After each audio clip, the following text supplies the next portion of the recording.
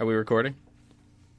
All right, listeners, so we are just doing a quick pre-message advertisement here for our December sponsor. So we have Figurosity, which is a website on the interweb where you can go and draw from, I suppose they're not live models. They are 3D generated models pre-posed for you, and you can select from a wide variety of body shapes, male, female, couples, and all sorts of positions. Don't look like that. It's not dirty. It's art. Angela, our always on the podcast, Angela is giving me all sorts of looks. But anyways, so it's a very cool website. Check it out, Figurosity. And for those of you like me who can't spell, that is FIGUROSITY.com. And you can get a whole assortment of different models and poses, and since they are sponsoring us, so they have been polite enough to give us a coupon code for $5 off, and so their monthly subscription rate is about $5, so that's a free month. Or if you subscribe for the whole year, it actually is about a month and a half, and so it's pretty cheap. If you subscribe for the whole year, it's around $3. If you get monthly, it's about $5, and with that you get additional access to other things. You can change the models to being just smooth, like like mannequins, or you can just show the musculature of the model, and you can turn that pose 360 degrees. So you can just not only have the pose, you can position it how you like. You can change the light angle. There's a whole bunch of options.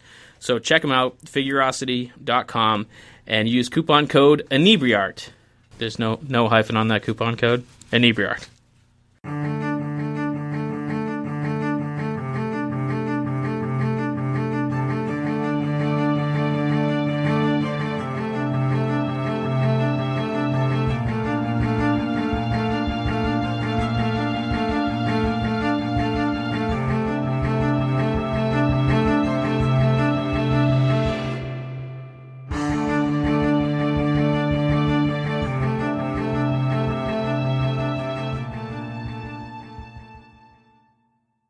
Welcome back, Inebriites. First off, I apologize about my voice. I'm just getting over a cold, so just bear with me. And so this week we brought on a friend of ours, a fellow podcaster. She comes to all our life drawings and has been hanging around us since, I think, the founding of Inebri-Art. Close to it. Yeah, so Kate O'Neil. Hi. Welcome. Hi, how you doing? So, you started hanging out with us when we were just a lowly, 4 or 5 of us hanging out drawing. Hanging out Fridays? Yeah, it was like a Wednesday or Thursday night? Thursday nights. I only know that because it used to interrupt my TV time back when I used to watch TV, which tells me just how long ago that was. Yeah. And so you draw kind of a manga style, and... Did I say manga right? You give me a look. Okay. No, I gave you a look because I barely draw anymore. Oh, okay. Well, I mean, that's a style you tend to draw. But you also write reviews for manga. You're one of 4 people? Is it 4 people on the podcast? Give or take on a regular basis. 4-ish. We have 30 some odd people writing for the website. So what is the appeal of manga? The appeal... Wow, that's a question I wasn't expecting to get right out of the gate. Well, the appeal of it? Yeah. It has a beginning, a middle, and an end. Well, that's valid, because a lot of U.S. comics don't. You know, they just go on forever. Single creator, linear vision comics with a beginning, middle, and end. Yeah. But some people like that their favorite characters tend to go on forever.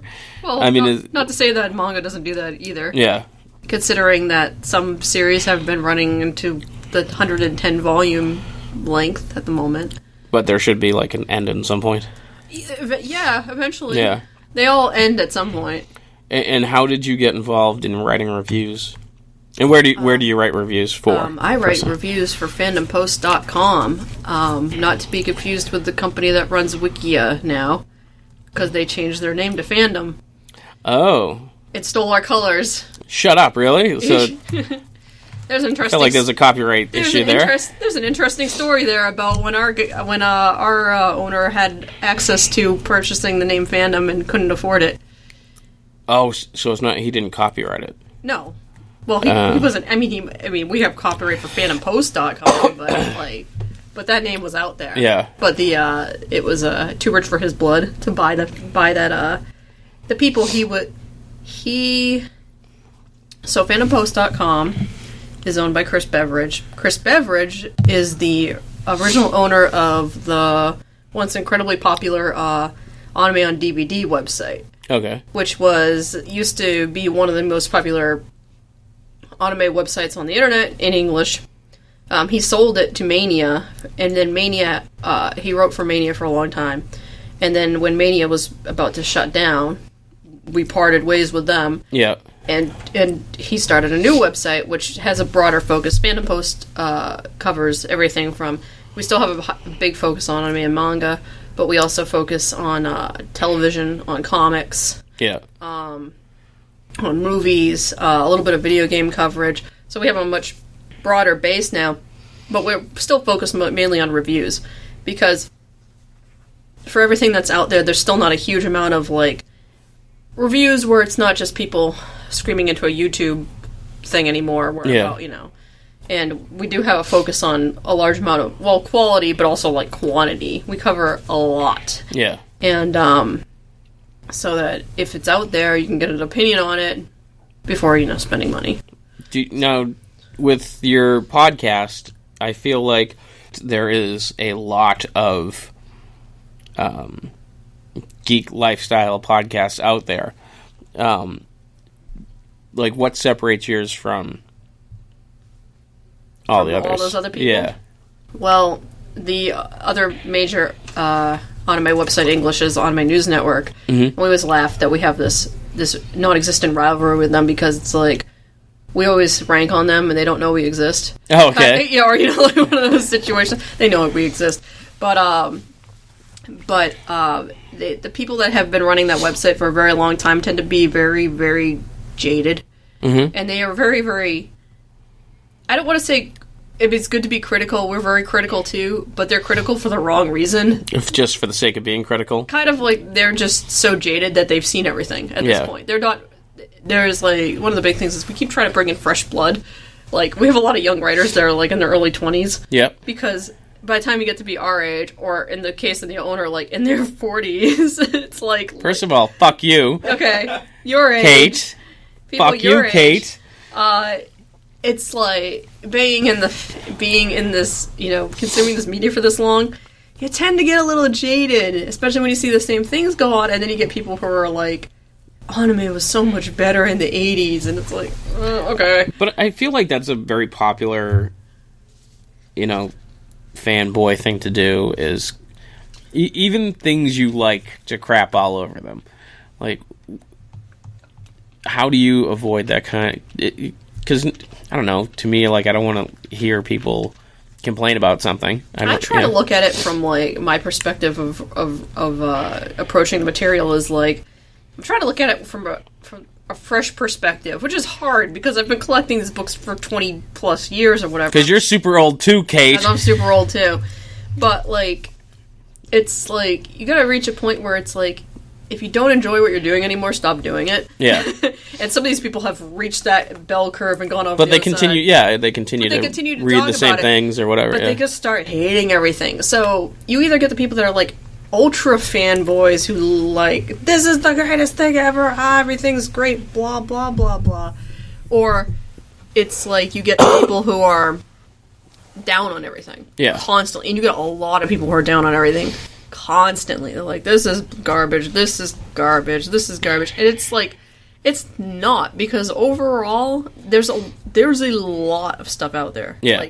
I think this year had upwards of, I don't even know what the figure was. There was there was absurd number of shows this year. Yeah. Ridiculous numbers. And people, when they always the rose-tinted glasses, they look back in the day and they say, oh, there was this show was really great from this year. And I'm there were only 20 shows out that year. Yeah. Because that was what the average was in the 90s. now it's like there's 100 shows out this year. And sometimes it's just a matter of, like, it's not your thing. Like, you recommended Dora to me. Yeah. And I think I bounced off that pretty hard. I got through, I don't know, 4 or 5 issues, I think. You said there was too much eating. To me, it ruined the flow, because, like, every 5 minutes they were stopping to eat, and it just wasn't my thing. I kind of dug the story, but I just couldn't get into it. Japan loves food. Yeah. It shows up and stuff all the time, and people start gushing about food. So, like, what are like, other... Stuff? No, it's not stereotypes, like, typical things in manga that might... Trends? Yeah. You want to know what the latest trends are? No, but, like... From an American's perspective, what things where you're like, God, why do they keep eating? It was very specific too. It was always like dumplings of some kind. Well, that's because the girl in it owns a goiza shop. Yeah. So she's always making goiza. That's what she does. That's her profession. But what are you getting at? Well, so like to me, I found it very strange that how much they wrote about eating. Are there other like stylistic things that are common in Japan that like a reader from the U.S. would be like this, or even a watcher, depending if it's an anime. Well, it's like they would find odd. Beyond the general style of like, here's this like everything kind of looks like anime, even or manga that will have really different styles once you get into it. I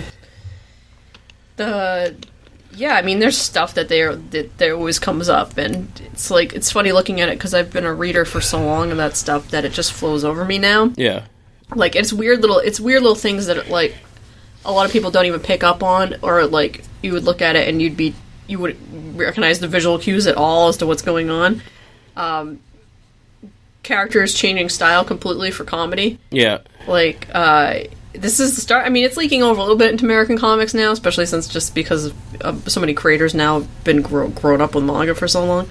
But yeah, it's like when characters get comedic, sometimes they turn super deformed. Right. That's cartoony looking versions. Very common in Teen Titans Go does that a lot. Yeah, because they're have an anime style to them.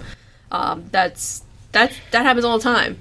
Even in like very serious books, you'll get pages where suddenly somebody's like a little tiny person down here laughing, and there's dumb stuff happening, and they're doing this. But flashbacks usually have black borders on the pages, which is something that... Oh, see, I would never even know that. So you wouldn't know that as a reader, and it's like that's like a super specific thing, but it's like a weird visual cue that is almost totally consistent with every book you're reading, is that instead of white... edges of the pages that will turn black. Right. And it's just there. It's like part of the art language of the art. Right, like it's commonplace over there, and here people will be like, "What the hell's happening?" But that's like very art specific stuff that is very unique to manga.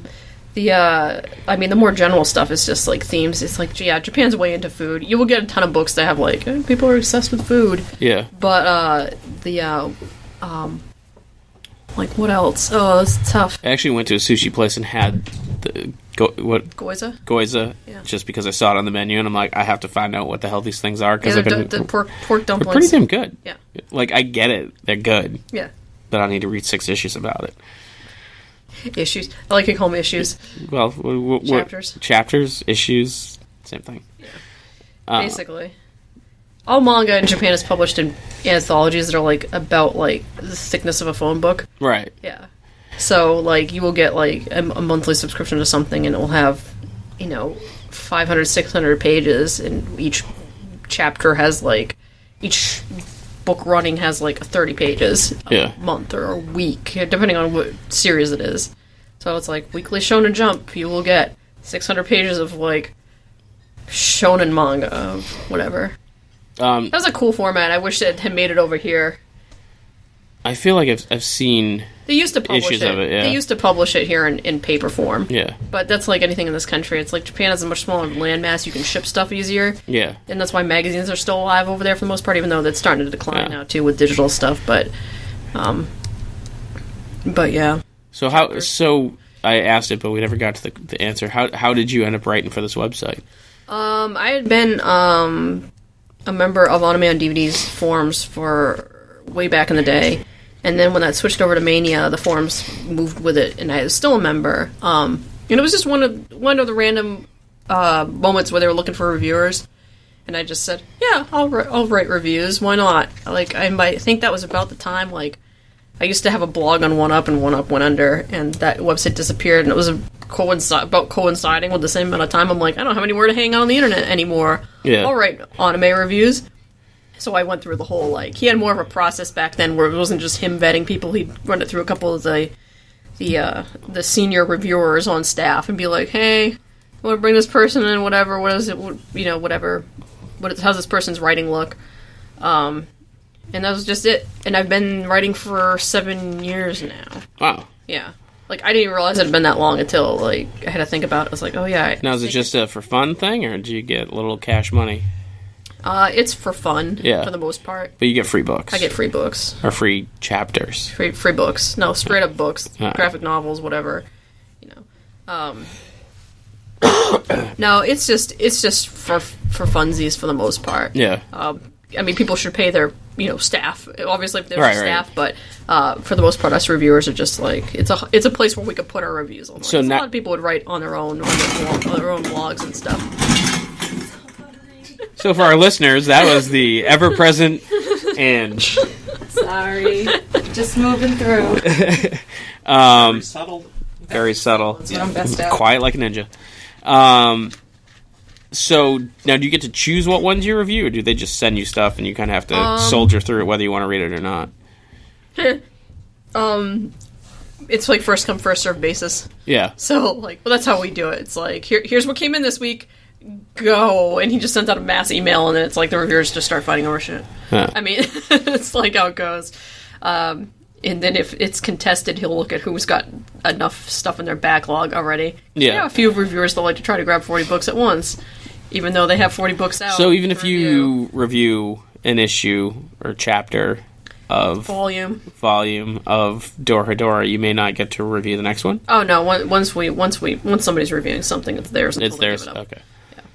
Which we've had to remind new people of periodically. Yeah. Check the website, see if somebody's already reviewing this before you grab volume 6 of something. Yeah. But yeah, I gotta go poke some people because conventions happen and the holidays happened and some companies owe us books.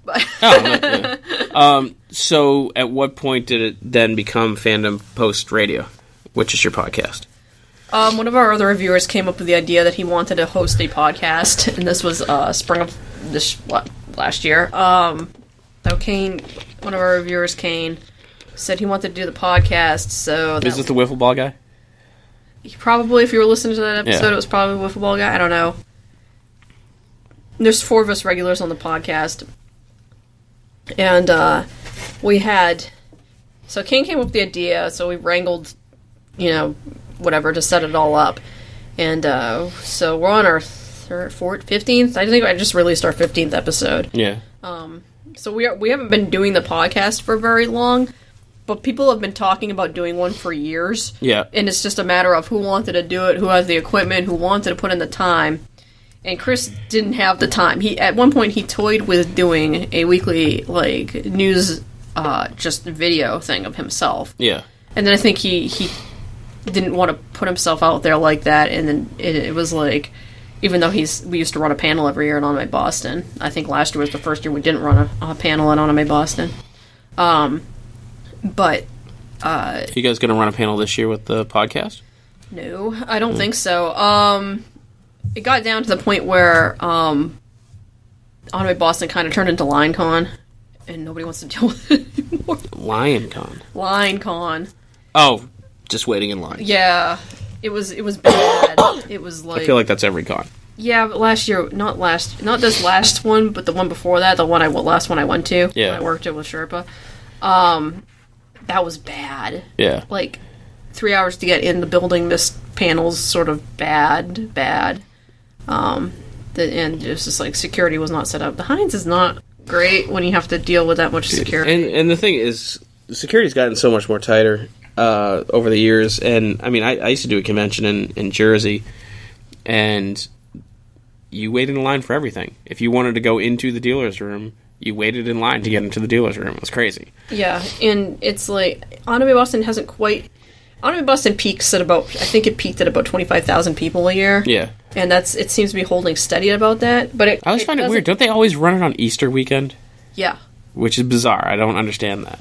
It's not the only one. Yeah. It lines up with SakuraCon in Seattle at the same time. That's Usually strange. they're on the same weekend. Yeah. Which is also bad because it's competing with SakuraCon on the other side of the country. Right. So you're splitting.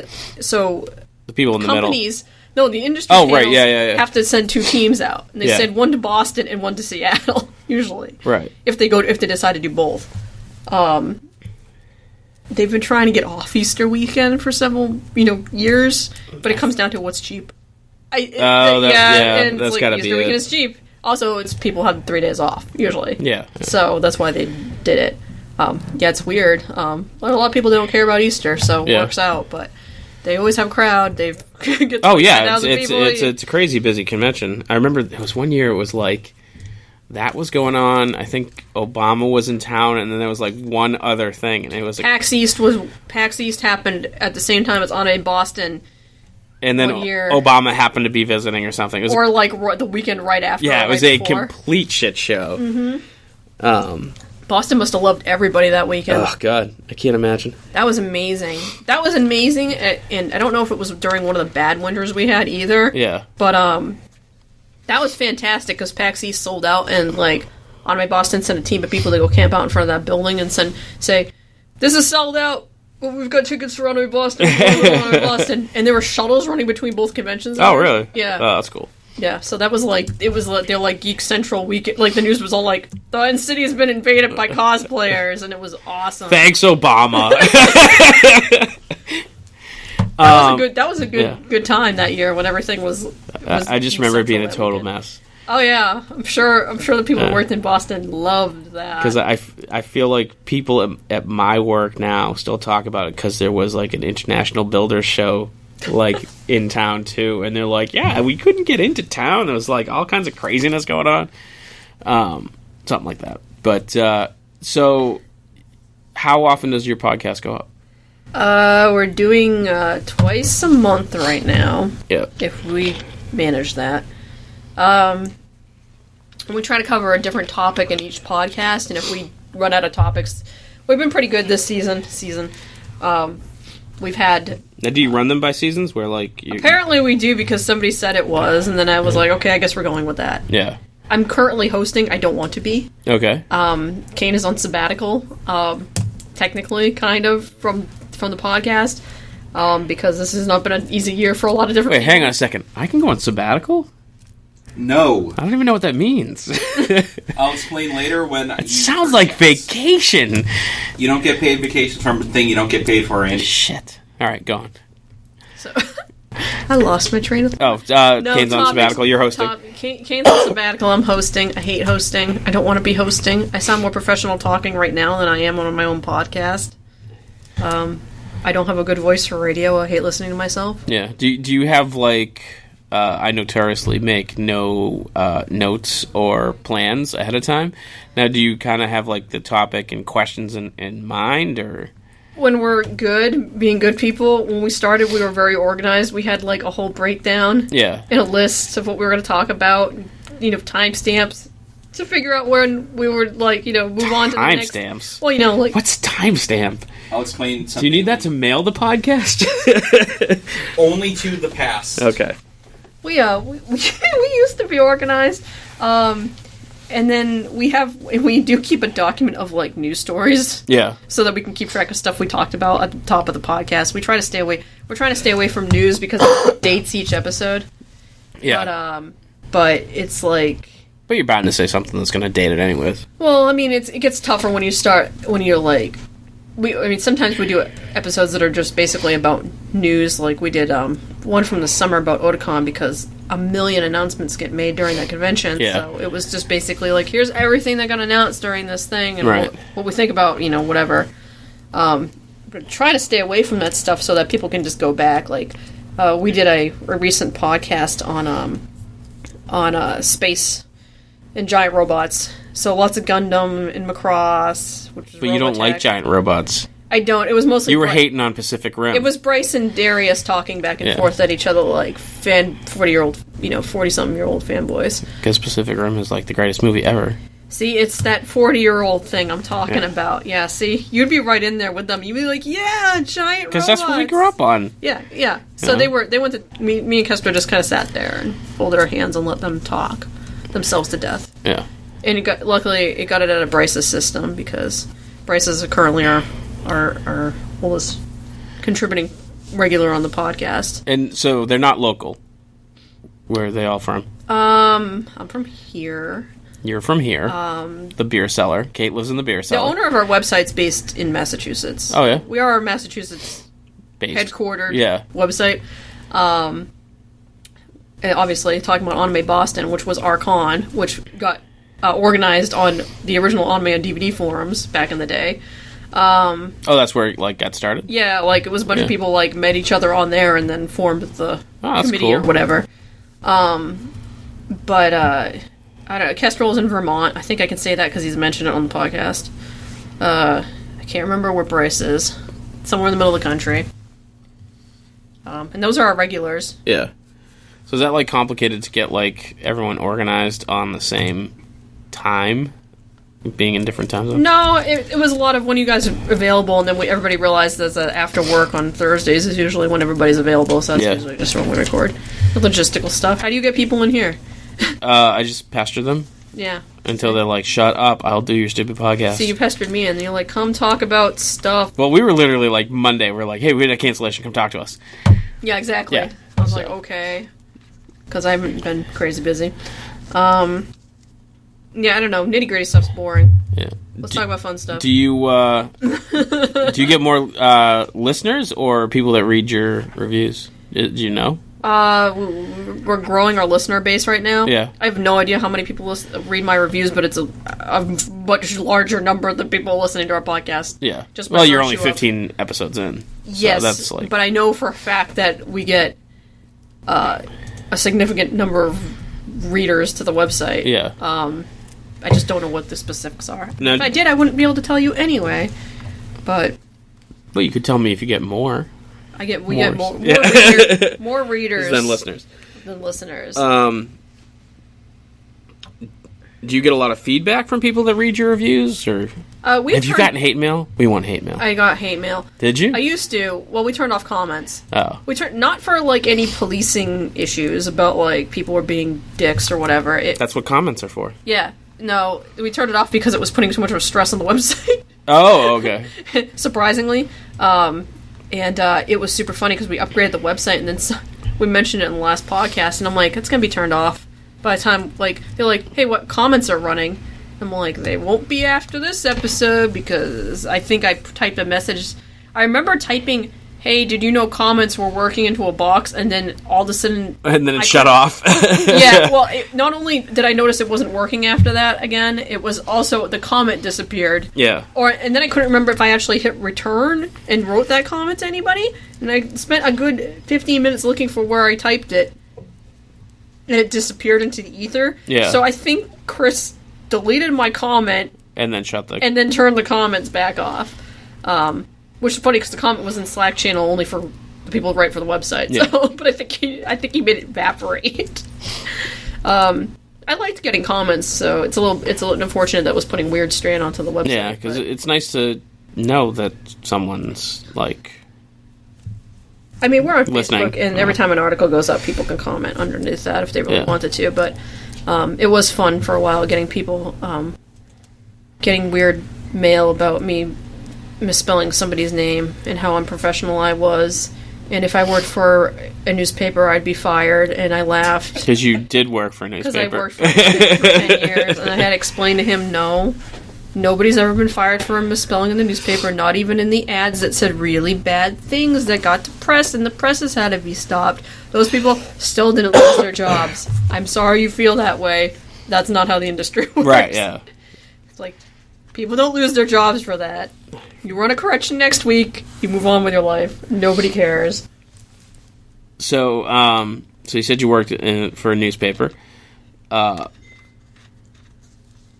you want ever to kind of move away from... You don't work there now. You work I don't at work a credit there card anymore. company. But, do you, someday, I'd really like to, What, get paid? White professionally? Yeah. weirdly, yes, but not for anything remotely related to anything kind of newsworthy or review-worthy. Like, I would love to have the time to write a novel.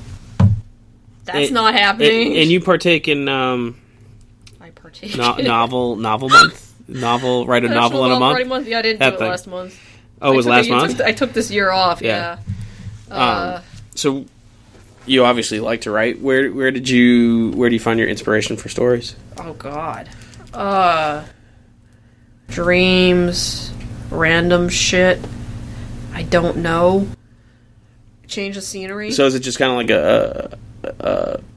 I get a good idea for a scene in my head, and then I try to develop a story around it. Yeah. Or mush a bunch of scenes into one thing.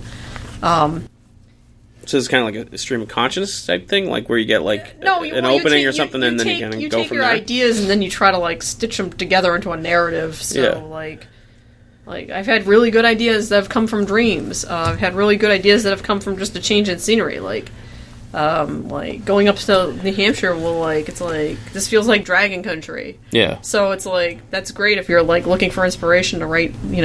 So I'm always envious people that like some of my art comes from like my dreams are always just nonsense. Oh, my dreams are total nonsense. Absolute nonsense. Except for like a month and a half ago, I was having these dreams about like fighting aliens on another planet. Yeah. And space stations. Yeah, mine's not that cool. Mine's more like you're at work, but it's not work. It's someone's house, but in the dream it's work. That's really unfortunate. And it's like you're hanging out with people that you haven't hung out with in years. What's great it's just random. You know what's great for horror inspiration? Lose your job and be like on the 9th month of like unemployment because... Or wait, it was the 5th month of unemployment. I was going to say, you weren't out of work that long, were you? No, like between my very first job out of college and working at the newspaper, I was unemployed for 9 months. At month 5, my brain had a mental like breakdown, but only my subconscious, and I had a week straight of horrible, horrible nightmares. Like really bad nightmares that were like totally crazy. Really? Uh-huh. And then I got to the end of that week and I'm like, I'm never sleeping again. It was just like, I had dreams about like being stuck in underground things that were flooding. I had a dream about going through Boston and going through, like, taking the subway and coming above ground and having it just be like a hellscape with mountains of skulls and trains bearing down on me from every direction. Jesus. And then I tried to drop under the train and it was just spirals of like saw blades. And I was like, and then like, I had this dream that I was on a bus going across like salt flats with like Michael Jackson and some DJs, and then like fire started erupting from the ground and people were just incinerated in front of me. Going across salt flats with Michael Jackson and some DJs. Why is that not a novel? And then that was about the point at the end of that week I woke up and I said, I'm never going to sleep ever again, because it just been this week of weird, horrible, bizarre nightmares. And then it stopped, and then I was still employed for 4 months, but at that time, but... Are you planning on working on more stuff into the podcast that's not anime or manga? Like you said, the website is all sorts of different stuff. Are you gonna do video games? If somebody wanted to come on and talk about it, I've had...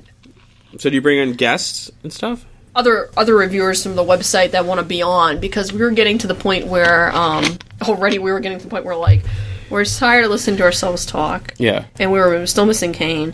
And it was just the 3 of us, and I said, we need to get some more people. So we started asking to the other people on our staff that I wanted to be on. So, yeah, we've had Darius on, we've had DJ on. Hopefully we'll have more people on. I think more people wanted to be on. Yeah. That is just, stupid podcast logistics of making sure everybody sounds right, because they never do. And you guys record, like, do you each individually record your track? Each individually recording on...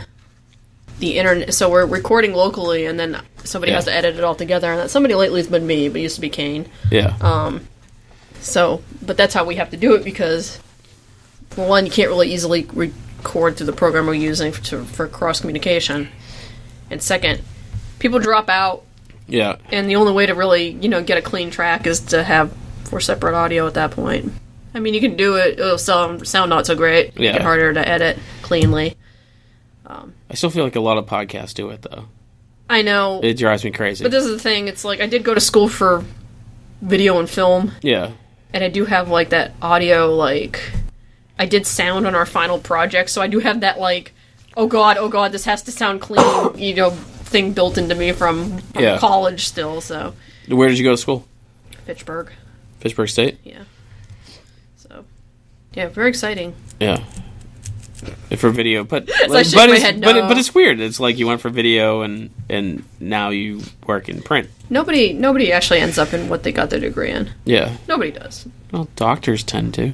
Except when you're putting that much money into it, yeah, you tend to end up in the field that you were going for. I don't know too many of my friends in that were in the video program that actually ended up working in video. Yeah.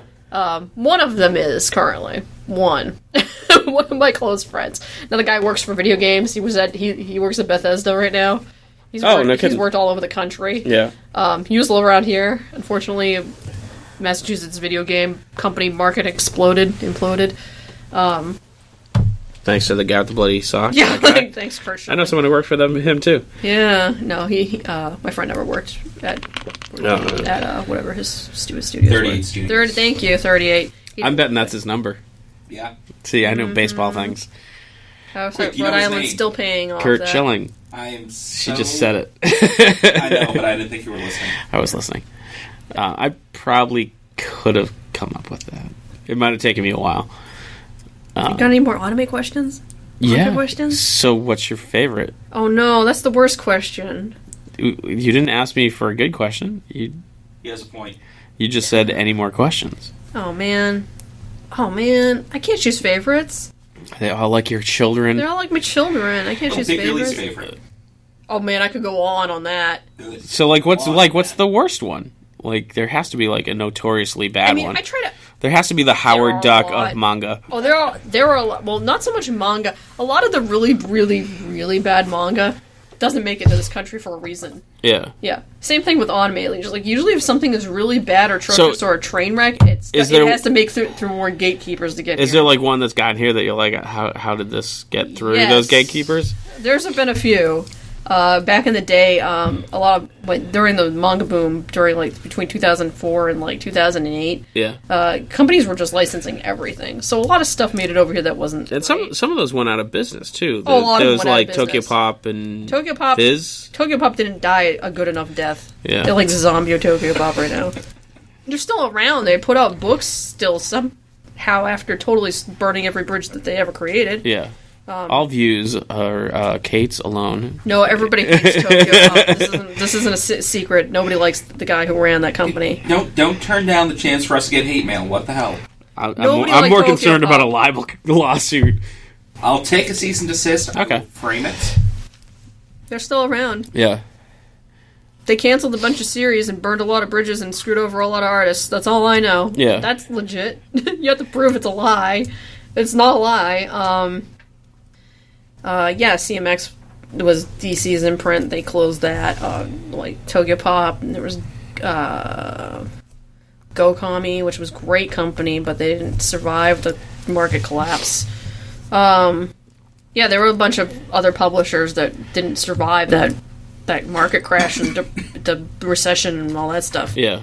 It's a healthy market right now. Everything's good. Sales are up year over year still. Are there like mangas that get canceled that you're like, I don't understand why this gets canceled? But it always happens in Japan, and for a long time, a lot of series, a lot of English publishers wouldn't pick up stuff until it was way into its run. Yeah. And usually at that point, that stuff ends on its own terms.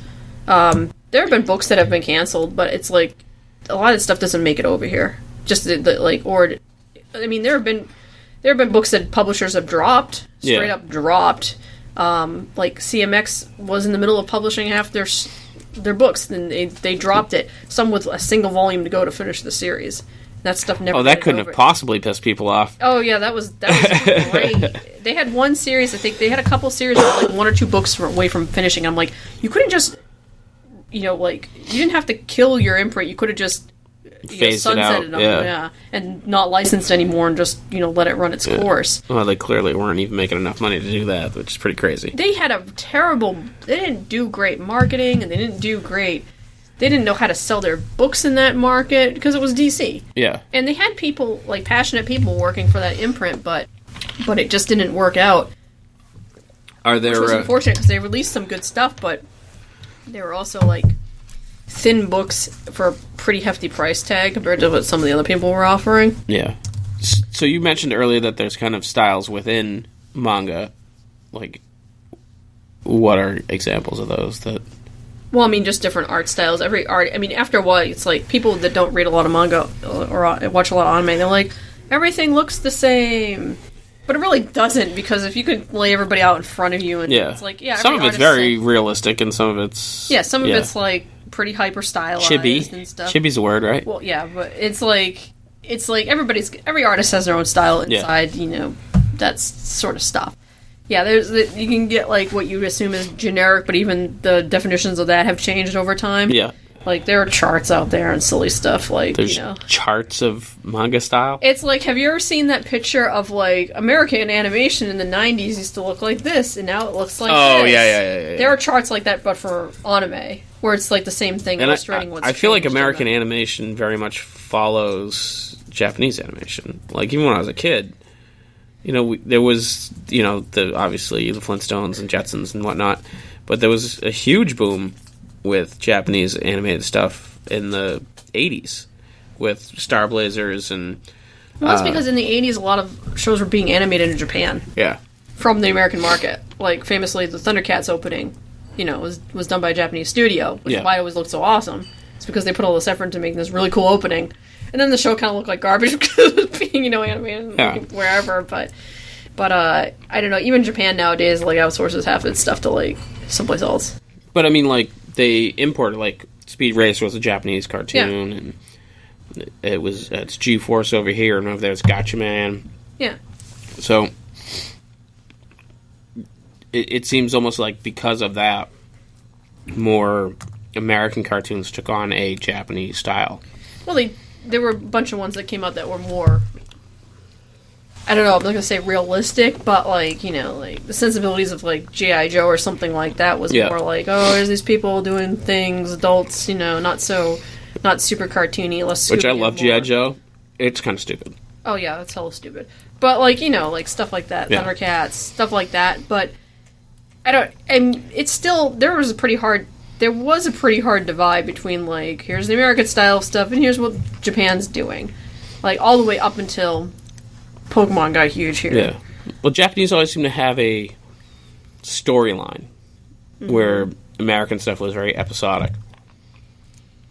Yeah, because Japan wasn't afraid to do serialized cartoon stories, whereas opposed to anything in America was built for syndication, which you couldn't guarantee that your network was going to air Run it in the right order, in the right order.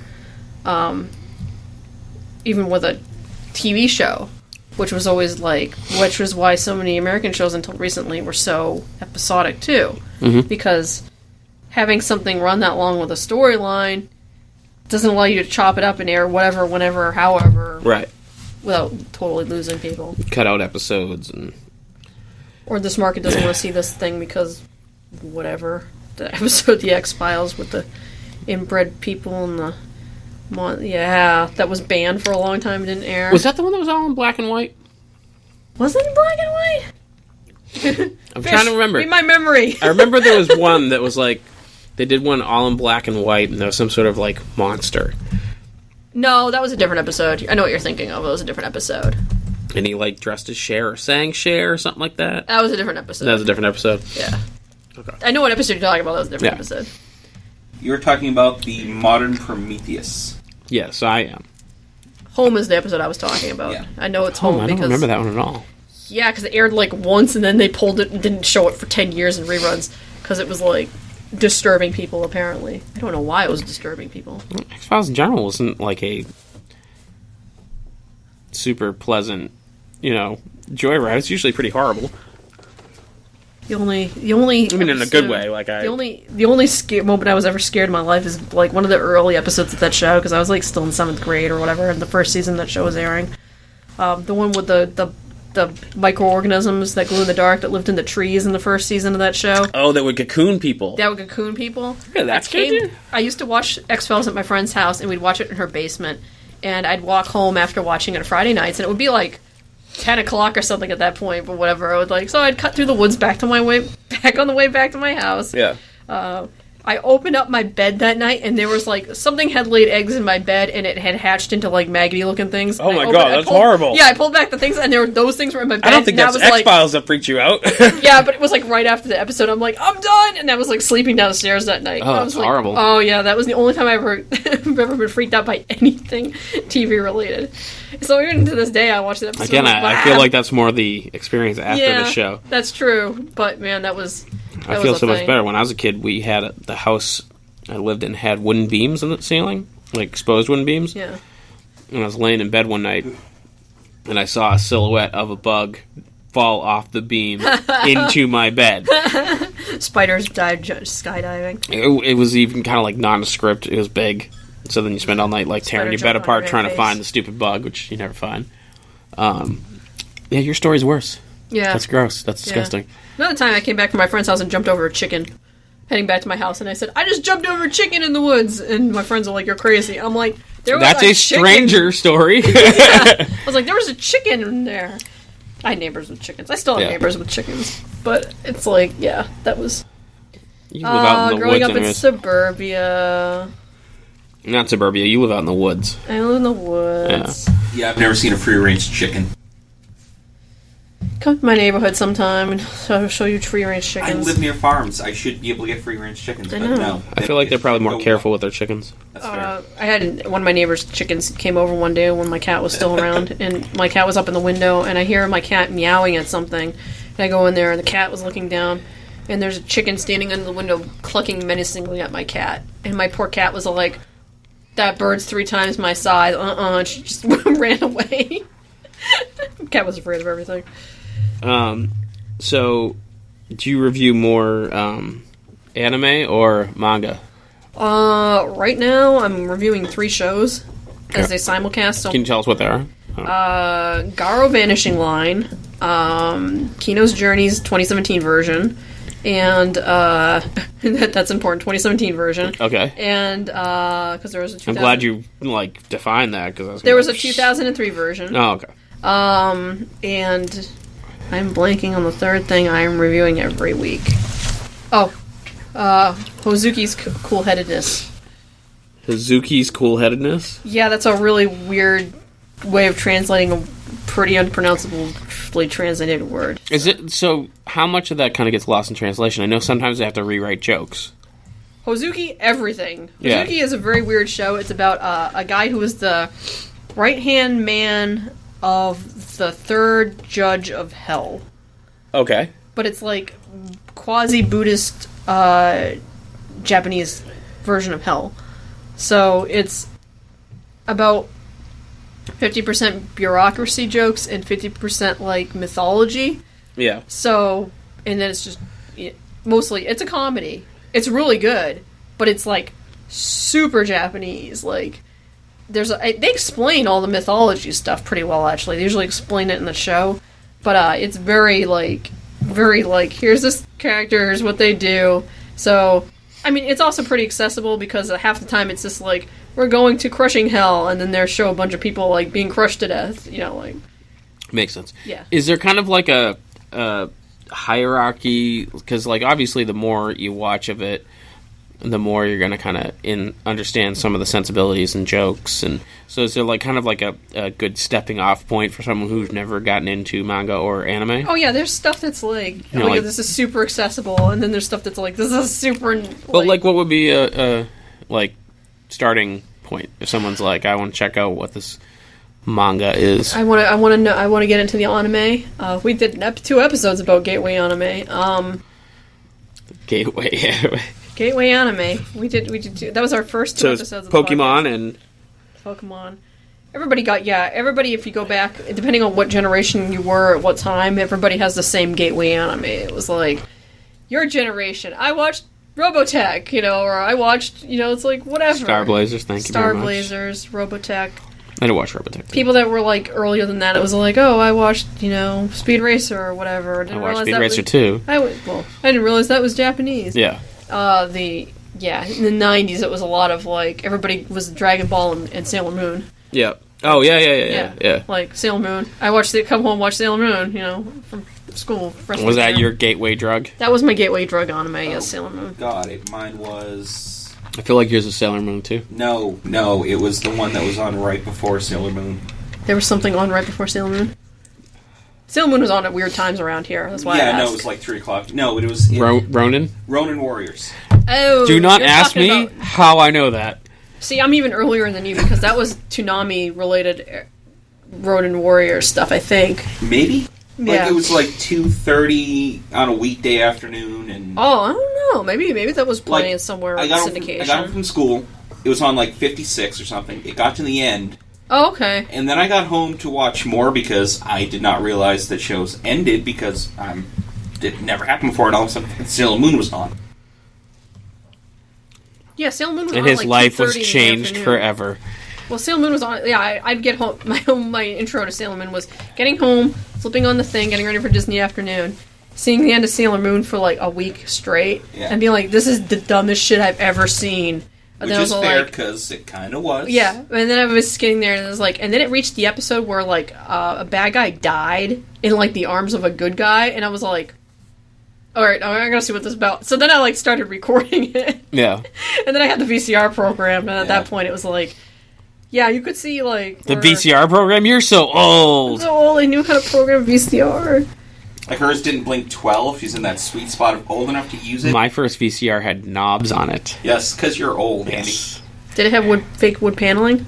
No. I still have a TV in my loft with fake wood paneling. Yeah. I'm afraid to I don't want to get rid of it. First of all, it costs money at this point to get rid of it. Yeah. Second of all, it's cool as fuck. The VCR was probably the size of 3 large briefcases. Jesus I mean, it was Christ. enormous. Yeah. Because we had a Quasar VCR in the early 80s, and that was still not that big. Yeah. Silver. It No was wood silver. paneling. Yeah. It was silver. It was not as big as what you're talking about. Maybe I'm just remembering because I was smaller. Maybe. Wrap up. Oh, it's supposed to past. like give you the signal back. Yeah. It's quarter past. I could talk I know. forever about this stuff. So, Kate, thanks for coming in and talking to us. Yeah. Fish is ruining everything. I never answered your gateway question. Studio Ghibli movies. What is it? Studio Ghibli movies. Studio Ghibli. Oh my god. Seriously? This look of confusion isn't like rehearsed. Spirited Away. Oh, okay. Howl's Moving That's Castle. Matsuzaki? Miyazaki. I was close. I knew what you were talking about. Matsuzaki is the How's baseball moving- player. Whatever. How's Moving Castle, Kiki's Delivery Service. Yeah. I know what you're talking about. Yeah. I've just never heard the studio before. Yeah. So our listeners should check that out. And you can also check out Fandom Post Radio. Where is it available online? Fandompostcom. We are available on.